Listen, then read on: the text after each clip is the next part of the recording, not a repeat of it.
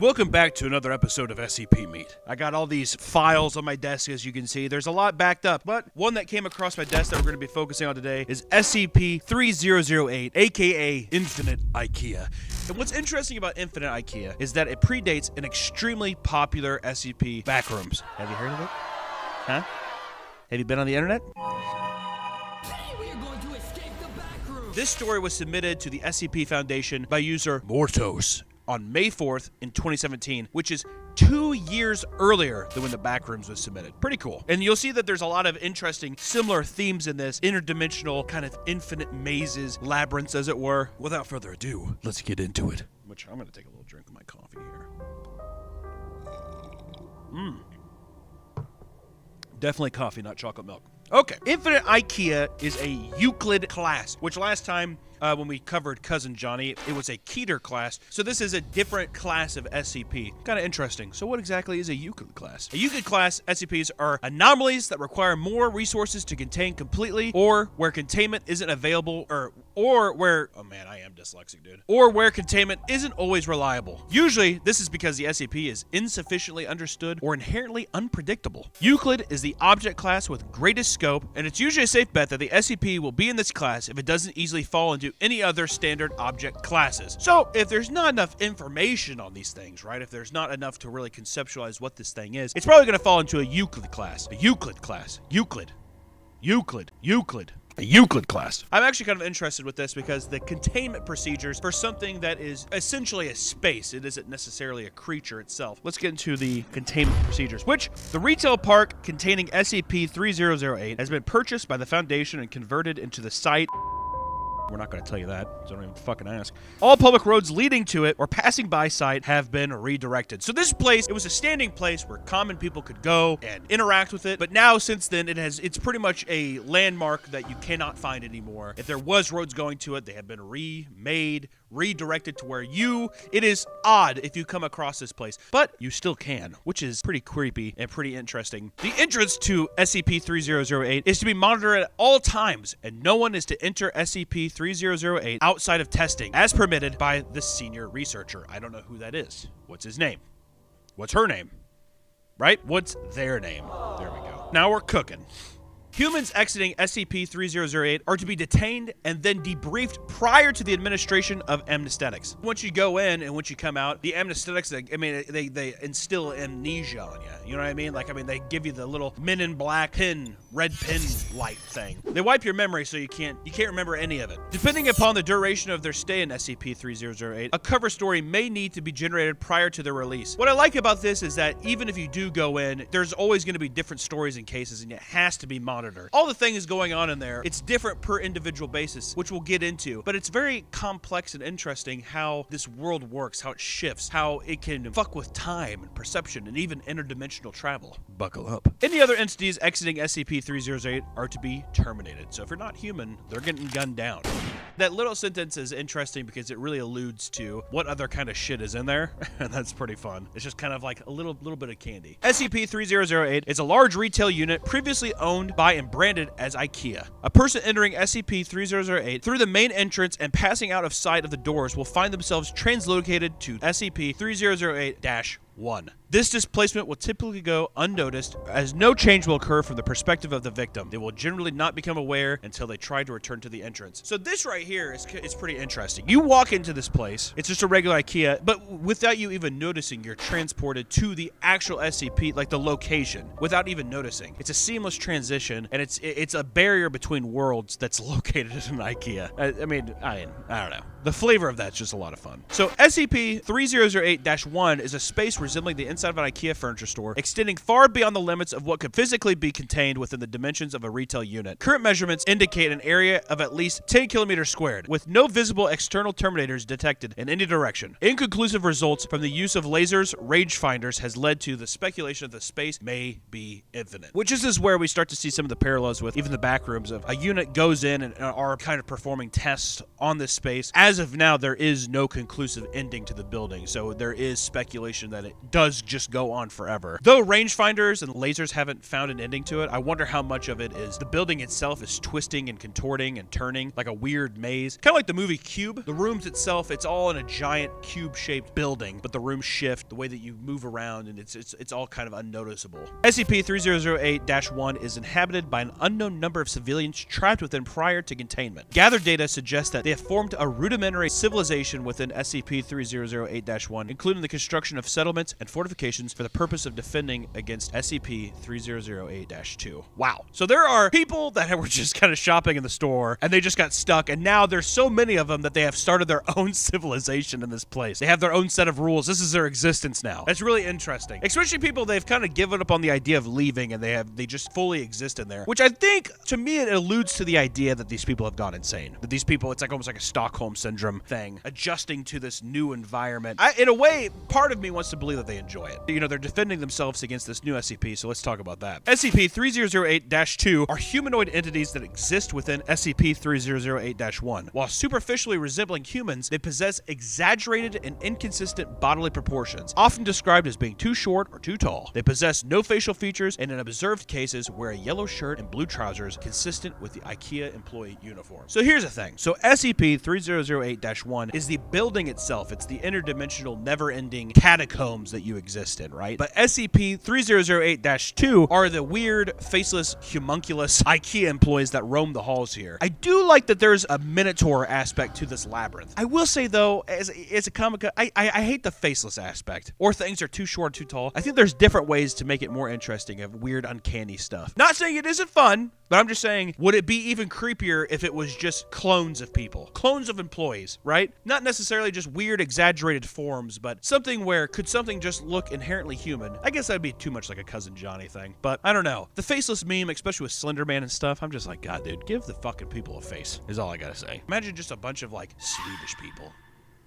Is that where Ikea is from? A never-ending labyrinth of Swedish people trying to come up and talk to you and sales pitch you on Ikea furniture? Holy shit, that is my fucking nightmare. SCP-3008-1 has a rudimentary day and night cycle, determined by the overhead lighting within the space, activating and deactivating at times, consistent with the opening and closing times of the original retail store. That's pretty fun. It's all artificial lighting, but it acts in the same way as day and night cycles. So you're still able to have a sense of time, but still, it would be just at a moment's notice, it isn't a gradual shift in lighting, it's just a hard cut off of nighttime. During the night instances of SCP-3008-2 will become violent towards all other life forms within SCP-3008-1. During these bouts of violence, they have been heard to vocalize phrases in English that are typically variations of, "The store is now closed. Please exit the building." Once the day begins, SCP-3008-2 instances immediately become passive and begin moving throughout the SCP-3008-1, seemingly at random. They are unresponsive to questioning or other verbal cues in the state, though will react violently if attacked. So it's almost like zombie rules in some cases. Like I know Dead Rising, at night the zombies become almost more powerful and they're able to run around and stuff, but in this instances the night cycle just makes them ferocious and makes them want to fucking kill everything in sight. But I do like how they go into a weird, almost vegetative customer service-esque state during the day cycle, and really they're only provoked if you attack them, which, let me tell you,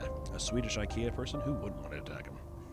Right? The Swedes? My God. SCP-3008-1 is known to have one or more exits located within, though these exits do not appear to have fixed position, making it difficult to leave SCP-3008-1 once inside. Using any other door besides the main entrance to enter the structure or breaking through the walls of the retail unit leads into the non-anonymous interior of the original store. What that's saying is that even if you tried to break through a wall, I think that you wouldn't technically leave the store. You would just kind of keep entering in more and more stores. There's no way to break through the wall. You have to go specifically through one of these randomly positioned doors, which makes it kind of interesting too, because you have to like explore. You can't just follow the path. You have to navigate yourself and also know how to explore and not, I guess, get even further lost. That's a catch-22, isn't it? The catch-22 is that you have to explore enough, but the more that you explore, the more lost you technically get if you never find the door on the way out. It's kind of maddening. Pretty fun. Since containment began, 14 individuals have managed to exit SCP-300-8. Wow, that's surprisingly, more than I would expect. 14 people? Following extensive debriefing, all individuals have been administered amnestics and released, which basically means, like I said, they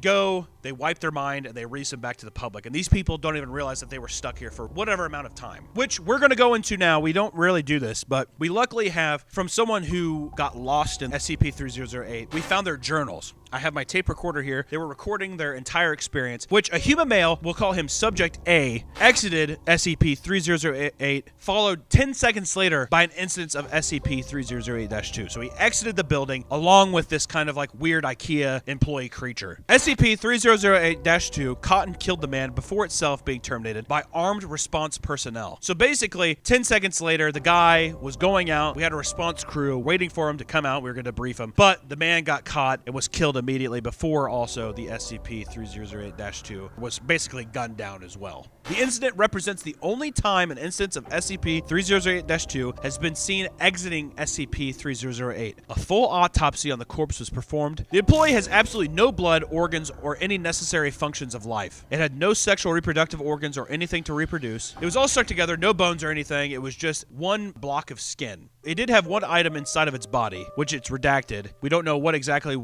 was the item in the body, but it was found where the heart was supposed to be. And the SCP-3008-2 regenerated back to life after the autopsy, making personnel think that once outside of SCP-3008-1, it can become even more anomalous, which is kind of interesting. Almost like the SCP-3008, the IKEA building itself is a prison that's imprisoning these creatures. Once they're out in the real world, they become more anomalous, they become more powerful, they're able to get more abilities. It's very interesting, which also makes you want to make sure that this thing is surveilled, that these things don't get out into the world, because God knows what can happen.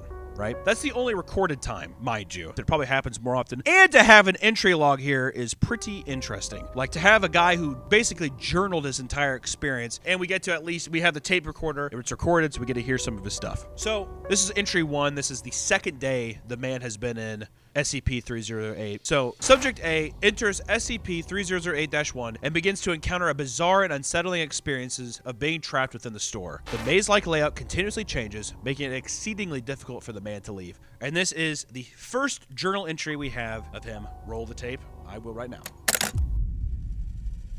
So, I'm writing this to document what I can only assume is my sudden descent into insanity. I haven't seen another person the entire time I've been here. I thought it was a prank at first. Realized that wasn't the case when I tried to backtrack. So,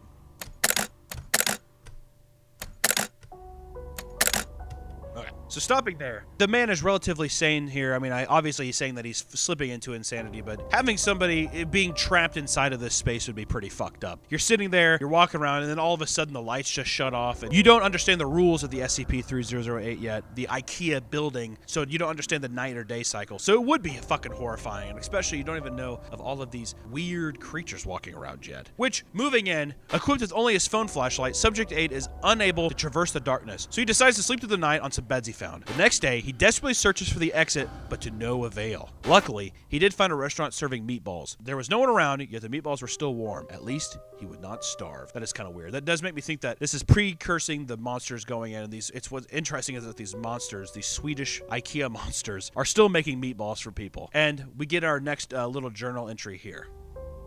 It's 9:10 a.m. now. The lights came back on a little while ago. I'm sure I've searched the entire area around where I came in now, and the exit obviously isn't here. So I'm gonna pick a direction and hope for the best. I think he's beginning to realize that this is not a normal place, that this place that he is stuck in is pretty much hell. I mean, he's in a limbo at this point. Today's video, we are partnered with our good friends at Bad Dragon. Which, let me tell you something, Bad Dragon's been a long-standing partner of this channel, and I just wanted to give them time today to give them a nice little shout-out, because if you're looking to explore the bedroom a little bit, if you're of age, then you might want to check out Bad Dragon. With some of these unique sculpts that look like this, you can either stick this inside you, or you can just put it on your mantle like I do. I definitely have never stuck this in me before. It looks good on a shelf. Don't tell my wife any of this. But they have all kinds of things. They have game mats. They have sculptural holes where you can stick things inside of. You can shove things inside you, and the art is incredible on them, and they're made with high quality production standards. We've been to their warehouse many times, and everybody there, it's like being in fucking Willy Wonka's factory. Everybody's smiling, amazing work conditions, and you can really tell that these people give a fuck about making sure the quality is top notch and that the customer service is top notch. It's a wonderful, wonderful family, and seriously, if you're in the market to try to spice things up in your own life, maybe check them out. They're pretty fucking awesome. So that's Bad Dragon. Give them a check out, and thank you so much for partnering with us. You guys are the fucking best. We love you so much, and back to the video. which entry 2 is just the next day, day 3, and Subject A's bizarre adventure through SCP-3008-1 continues. For 3 hours, Subject A walked in a straight line until he stumbled upon a ladder. Climbing up to get his bearings, the man peered out into the store, and it seemed like it stretched on endlessly, with shelves and tables. This is when Subject A noticed a person moving close by. This is another entry in his log. Thought it was a staff member at first. He was wearing the uniform. Hell, maybe it was. Maybe freakish 7-foot-tall monsters with the long arms, short legs, and no faces are just the kind of things they want working at Super Ikea. Damn thing completely ignored me, though. And with no eyes or ears, I can't even be sure it knew I was there. Thought about shoving it or something to get its attention, but its hands were big enough to crush a watermelon. So I decided against it. Just kept moving along, and eventually I lost sight of it, so I decided to carry on the way I was going. I'll be honest with that. If I saw a giant monster that had hands that could crush watermelons, I don't think I'd be as cool and collected. I think the motherfucker feels pretty like, well, that was strange. Okay, well, I guess I'm not going to interact with that thing. Just feels odd. I feel like I'd be like, I'm gonna die here.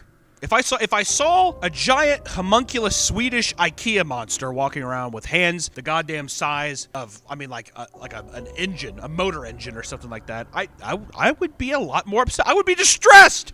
He's been in there 2 days. You know what I mean? You've been trapped inside an Ikea, and you see a Swedish Ikea monster walking around, and you're just like, well, I guess I'll keep going. Optimism would be extremely, extremely low at this point. Night begins to fall, and Subject A decides to hold up in the improbably hard and pointy table section of the store for the night. Before the night is over, the battery on his phone dies. The feeling that he lost his only lifeline begins to sink in. Oh, is this when it starts to sink in? When your battery dies? So now, I mean, he's sitting there, and now he realized, I think that maybe the fucking little easy-go-lucky attitude he had in the journal entry earlier, I think it's starting to fade. All because his fucking Motorola Sidekick or whatever is out of battery. I mean, I don't know. And what's crazy here is that entry 3 is day 7. He has been in this place for a week. 5 days later, this is his first interaction here. So for days, Subject A continues to press forward. The endlessly repetitive cycle of SCP-3008-1 begins to weigh on him. The only sign of progress is the changing signs overhead. On the 6th night, the man encountered another pair of staff members. They came running out from the dark like rabid dogs and began to chase him. Even though they appeared to have no mouths, they politely told him that the store was closed and that they needed to leave the building, which is very funny. And it also feels like this is what I imagine every Swedish person at night is like. But I will say that the juxtaposition between like saying something very polite and trying to be formal while trying to attack you like a rabid dog would be a bit polarizing. And Subject A narrowly escapes this encounter and discovers that there are other people living inside the store with him. And his next journal entry goes as followed. Sprinting through Ikea in the dark like a madman. I saw it when I cleared another stand of those giant stock shelves all lit up with torches and floodlights. They've built a whole town in here. Got a massive wall built out of shelves and beds and tables and whatever else. I swear to God, it was the most beautiful thing I've ever seen. Anyway, I guess they saw me coming. Or maybe they heard my manly bellows of fear, because they had a gate open and 2 people were there waving me in. Heard the staff thing slam into the gate behind me after it closed. Still politely informing us all that the store was now closed. They wandered off eventually, though. What's interesting about that is that I'm almost picturing a Mad Max Thunderdome situation happening inside this Ikea. Which is, when I've been to Ikea, what I feel like many times, a dystopian kind of future where people are fighting for various scraps. But the idea that this kind of civilization exists inside the Ikea, it's awesome. I'm hoping that as these entry logs go in farther, we get to kind of get the mindset of these people as well. Because building up a society for survival is one thing, but building up a society and doing, and just accepting your fate is another. It's kind of it's a weird kind of dilemma of being stuck in a horrible situation, which they call the town, quote-unquote, exchange, on account of the exchange and return sign hanging above them. The inhabitants consisted of over 50 people with regular-sized limbs and full set of facial features. After a full week, this will be the first night not spent alone and in complete darkness. So, we're led to believe that everybody that's inside of the exchange town is all human. And these are probably all people who have been stuck in the store, shoppers at some point, right? But it goes on to his 4th entry, which is day 8. A new sense of normalcy begins to set in for Subject A. Interacting with the townspeople alleviates the growing suspicions of insanity he has felt throughout his isolated journey. This is when the people of Exchange inform him of the other towns that inhabit SCP-3008-1, which, roll the tape. I found that fairly mind-boggling. How can that many people go missing with no one noticing? Surely someone would have noticed that everyone who goes to Ikea seems to fucking vanish. Or Maybe it's not everyone. Maybe we're just the lucky ones. You're telling me that there are multiple towns inside of this IKEA. Not only that, but at this point too, even the subject A starts to question it too. How the fuck do people not realize, like, hey, he went to IKEA? Hey, did you know Jeremy went to IKEA and he hasn't come home? Yeah, that's weird. Rachel went to IKEA as well. Yeah, my cousin Steven, they're all gone? Okay. So it's probably definitely not the IKEA. We can at least rule out IKEA, right? They tell him more about the monsters that inhabit the store, which they have nicknamed, quote-unquote, the staff. And during the day, they are harmless and stock the store with food and water and various restaurants throughout the store. Once the lights go out, they go, quote-unquote, fucking bonkers. I do like that these anomalous creatures do perform daily tasks. They do still proactively work for the store that is in no way in business. But to them, it is a running thing. It almost makes me think that this kind of SCP came into existence just into the IKEA, and that this was the only kind of world they knew. Same with like a kind of religion that they follow. It's all that they've ever known, so that's what they continuously perform to do. So entry 5 is day 10, and time has lost its meaning here. Most of the inhabitants have stopped keeping track, and one named Chris says he's been there for years. Rumors circulate about those who managed to escape, and others speak of seeing exits that vanish before their eyes. While out scavenging with Sandra and Jerry, Subject A stumbles upon a brightly illuminated tower. It is made of wood, goes all the way up to the ceiling, and in one of the shops, there was a telephone on the wall, to which the man tried to use it. And this is the tape. Let it fucking roll. There was a voice on the other end, but they were just talking nonsense. Random words strung together with no real meaning. Have you ever seen a video of someone with aphasia? Kinda sounded like that. Didn't answer me when I spoke to them anyway. Sandra says all the phones in here are the same. The deal of him calling this makes me think that, one, I don't think if the guy was speaking that word salad-esque dialect of not making sense, I would assume it was one of the monsters and that they would, like, know which telephone I'm using, right? They'd be pissed off. They'd be like, oh, he's here. You know, I would be tracked through this kind of IKEA. I wouldn't like that. I probably wouldn't be using those phones. I mean, out of desperation, you'd want to, but I don't know. Which entry 6, we begin to lose track of days. The exchange was attacked by the staff, and over 20 of them rushed the walls and asked us politely to leave. This happens quite often, so the exchange is equipped with holes on the side of the walls to defend themselves. And this is one of his little bits as followed. They don't seem to bleed, which is weird, but they go down as easily as a regular person once you start sticking holes in them. So they're not necessarily bleeding out and showing like the normal wounds, but they are getting physically hurt and killed like normal people would as well while they're defending this place. The question I still have is, they're obviously attacking them, but all we've heard so far is that they've just asked them to politely leave. And not once has Subject A said, could you escort me to the exit? Not once. Could that be a way to solve this SCP? I don't know. Which the dead bodies will attract more to come. So in the morning, they hauled them away to the quote-unquote pickup area, which is again named because of the sign hanging overhead. And it goes into the last little bit of here until we get into our next entry, but it goes as followed. The pickup was grisly. There were hundreds, maybe thousands of dead staff all piled up. There was no smell, which was a blessing. Apparently, in addition to not bleeding, these things don't rot either. My curiosity got the better of me while we were unloading them, so I took a look at one of the more cut-up ones. They're just skin, or something that looks like skin all the way through. No muscle, no bone, no organs. Are they even really alive in the first place? What's interesting about this before we go into the next entry is that earlier before, we do know the tragic ending of this man's story, but we also know the creatures come back to life and they're even more powerful. So I'm wondering if that being in this state in this IKEA, if it is kind of a place of, it's limbo. It's an interdimensional place that neither life exists or doesn't. Does time actually move regular here? I'm not sure. All I know is that they could just be biding time. They could just be these skin sacks that as soon as they went back outside, that they could reanimate and come back to life. So maybe you don't necessarily die, or you're not nearly alive here. You're just in purgatory, which is kind of sick. I like the idea of that. Which entry 7, once again, still don't know the day. Don't know what the fuck's going on, right? So this afternoon, some of the inhabitants from a town called Trolleys showed up at the gates of the exchange. The staff broke through the walls and tore the town apart during the night. The town had over 100 citizens, but only 12 of them survived. The people of exchange opened the gates and let the survivors in. Out of curiosity, Subject A asked the new arrivals of how many other towns were out there. Together, they came up with the names of 20 different locations. Holy shit, that's actually pretty crazy. And here's what he said about that. The motto for this place should be, how is that even possible? Surely someone somewhere must be looking for the thousands of people that must be in here. Once again, that kind of just makes me it tips the idea that time isn't moving realistically. We're in a place that it's not in any kind of reality, so the idea that these people are being looked for, I mean, there are probably people who are being wanted and looked for, but I don't think as much time has passed as he really thinks, which is pretty scary. But the idea, too, of 20 different towns is pretty fucking crazy. So entry 8, after being there for over 2 months, not much has changed, and a few new people have shown up, and the staff attack the exchange once or twice a week. During one of the attacks, a man named Jared was killed. And he goes on to talk about Jared, and I don't think he's talking about the one from Subway. Roll it. It was awful, frankly. Turns out regular humans still bleed in here, even if the staff don't. We tried our best, but none of us are doctors. Jared was a good guy. He deserved better.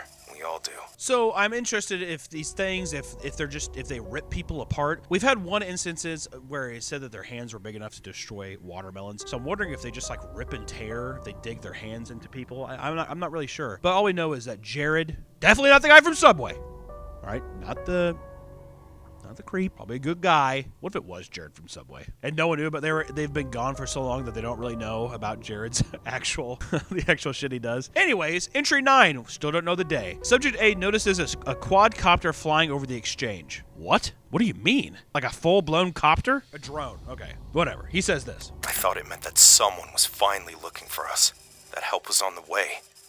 Apparently it's not the first time this has happened, though. Same thing happened a few months ago and everyone's still here. No idea if it saw us. It didn't stop if it did.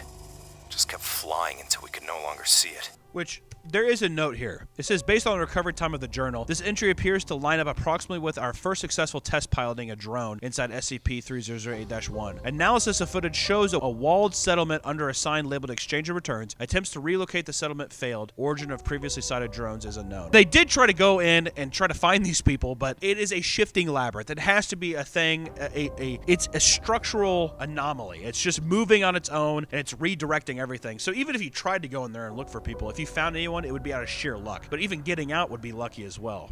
So, We're on entry 10, and Subject A and the inhabitants of the exchange begin to reminisce about the lives they once lived outside SCP-3008-1. Unfortunately, this brings everyone's mood down as they remember the families and pets they left behind. Some of the inhabitants have gaps in common knowledge and have no recollection of certain historical events. Interesting. So some people can't even remember some of the basic historical things. I'm curious to learn more. Thank God we have a journal entry. The more I thought about it, though, the more it started to explain a few things. What if the reason no one is looking for all of us missing people is because we haven't come from the same place? This is gonna sound weird. Maybe that should be the motto for this place. But what if all the people have come from different dimensions? Realities. Sarah comes from a place where there's no Statue of Liberty. They didn't launch a space station where Wassam is from. If everyone here is from a different place, even from ones that seem identical, no huge missing persons panic. No mass search. It would just be a blip. A single missing person in a world of non-stop news. Okay, I just want to say that I wish Subject A would stop saying this should be the motto of the place. We fucking get it. It's weird. Okay? Just want to say that. Subject A, I want to like you, but at the same time, I'm like, come on. Also, I understand time. I don't know how, I don't know. I'm curious. I want to wait till it's in because we're closing in to the final deal, but I want to give my thoughts on that. But interdimensional travel, we're getting into Rick and Morty levels of like interdimensional travel and stuff like that. It has been 6 months since Subject A arrived. The routine is still the same. New people arrive every few weeks or so. Food supplies go up and down, and inhabitants from nearby towns come to check in and trade supplies. Which he says this. It's comforting, in a way. A reminder that we aren't alone here. Some small glimmer of civilization. The attacks keep getting worse. The staff now raids the exchange 3 or 4 times a week instead of the previous maybe 2, once or twice. And their numbers have seemed to doubled. Subject A decided to follow them after an attack, but his search came up empty-handed. All they do is aimlessly walk around the aisle. Where are they coming from? And why have the attacks increased in frequency? The inhabitants of the exchange start to reinforce their walls and arm themselves better. Which we do have another note here in the document that says, no new personnel have entered SCP-3008 at site, obviously, because I'm not going to tell you where it's at, in the time span indicated in the entry. So at this point, no one else is entering the actual building. I think by this point that it's actually officially sealed off. Which, the next entry, entry 12, the attacks are getting bad now, almost every night, and with so many staff that the bodies almost pile high enough for others to climb up the walls. I think we're in real trouble here. We're starting to do a little fucking DayZ thing. Remember that scene? Really popular scene. They kept playing the trailers, and everyone's like, this movie sucks. But you did get to see the zombies crawl over each other. Kind of cool. Just want to say that. Entry 13! I think exchange is done.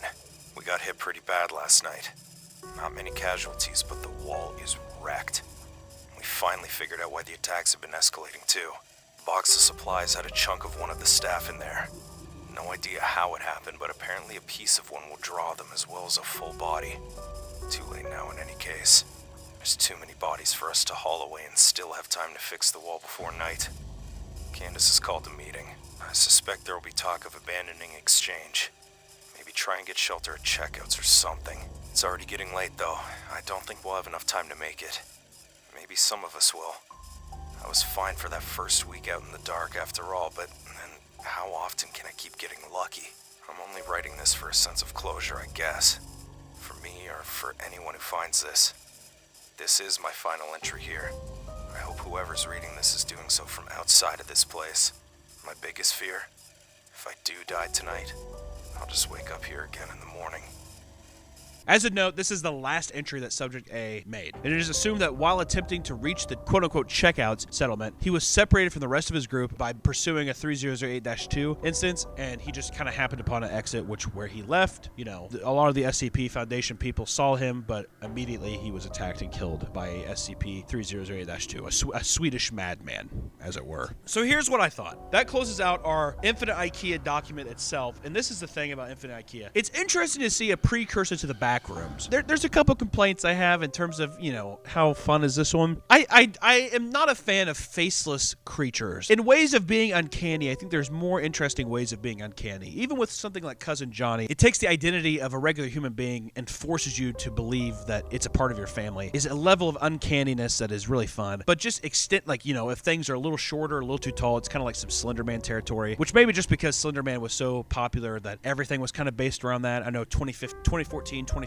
area of Slender Man was obsessive, but the faceless aspect is, I don't know. But I will say that having established societies inside of an infinite Ikea is very interesting, especially people having their own towns and people that are having to man off attacks. It is very dystopian. It makes me think, like I said, Mad Max Thunderdome kind of stuff, and people fighting to survive inside of this labyrinth hell that is manufactured around Ikea is just really interesting. The idea of people being from different times and different dimensions, I don't know. I mean, it does have a layer of interest to me, but at the same time, I kind of just wish it was people around a specific area that were just affected by this Ikea, and it's a giant cover-up. I think having like a government kind of foundation cover things up is so much more malicious, you know, like, because the whole thing is like, why is no one looking for us? Well, the government or the outside forces or the foundation could just be like, oh, they're dead, and everyone's mourning, and people are moving on with their lives while you're still existing and trying to get out, but people have already been moving on. To me, that's more horrific. It's a little more crazy, and it also isn't as weird as like having like the awkward kind of cringe conversation of someone being like, yeah, well, I just wanted to see the Statue of Liberty, and some other person being like, Statue of Liberty?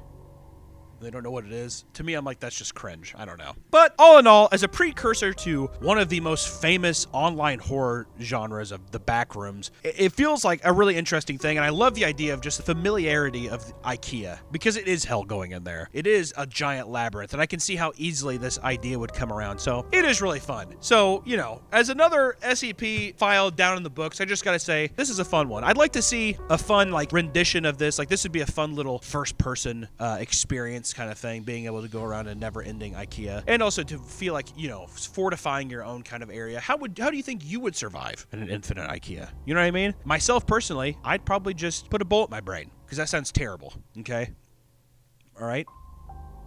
Okay. So until next time, be sure to comment down other SCPs you want me to check out or review, and we will catch you on the next one. Stay safe, my friends. Bye bye.